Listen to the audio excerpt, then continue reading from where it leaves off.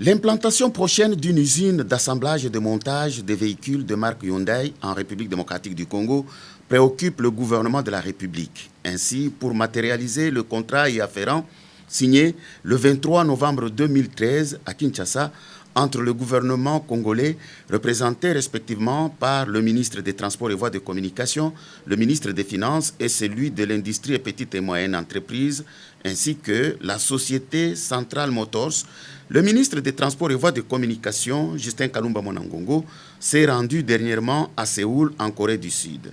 Cette visite effectuée dans ce pays d'Extrême-Orient est considérée comme prélude dans l'amorce de ce projet, qui s'inscrit dans le cadre de la révolution de la modernité prônée par le chef de l'État Joseph Kabila Kabange.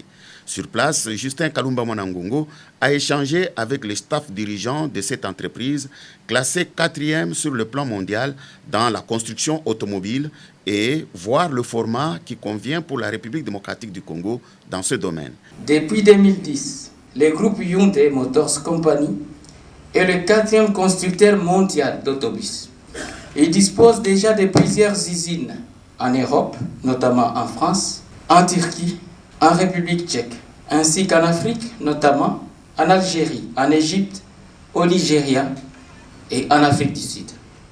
Ainsi donc, dans le but d'importer les savoir-faire vers notre pays, le gouvernement de la République a conditionné la passation de ces marchés à la capacité de pouvoir déployer en République démocratique du Congo une usine d'assemblage de bus.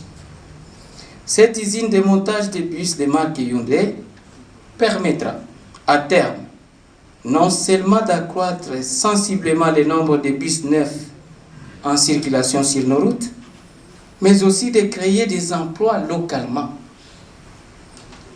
Elle permettra aussi d'être un pôle d'exportation de ces mêmes produits vers toute l'Afrique centrale. En bilatéral, le ministre Justin Kalumba a eu, en l'absence du ministre titulaire, des entretiens fructueux avec le vice-ministre sud-coréen de la Terre, Infrastructure et Transport, M. Yeo Young-koo, sur les réalités de transport en République démocratique du Congo. Ce dernier a promis à son hôte l'implication de son gouvernement dans le partenariat entre Hyundai et le gouvernement congolais pour l'usinage et le transfert des technologies, le modèle sud-coréen dans le domaine de développement étant un exemple à suivre. 공감을 하고 좋은 발전 방향을 토의를 했습니다. 앞으로 하여튼 기회가 되면 Nous avons parlé beaucoup de choses. Nous avons échangé des vues sur le secteur du transport. Effectivement, il y avait sur certaines politiques, il y avait des points communs qui sont dégagés entre nos deux pays. Il y a des similitudes, il y a des expériences de développement qu'on peut partager entre la Corée du Sud et la RDC.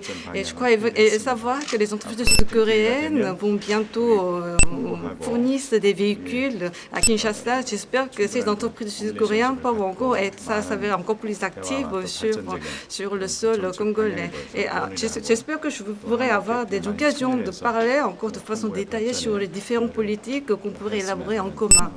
L'homme d'État congolais a profité de son séjour pour visiter successivement la filiale Hyundai Rotem, une branche spécialisée dans le secteur ferroviaire, l'autorité portuaire d'Ulsan et le chantier naval Hyundai Heavy Industry, premier chantier de construction navale au monde, ainsi que le centre de contrôle de transport Topis, situé dans l'enceinte de l'hôtel de ville de Séoul. Comme on peut bien se rendre compte, ce contrat avec Hyundai peut ouvrir la voie à d'autres perspectives dans le secteur des transports en République démocratique du Congo.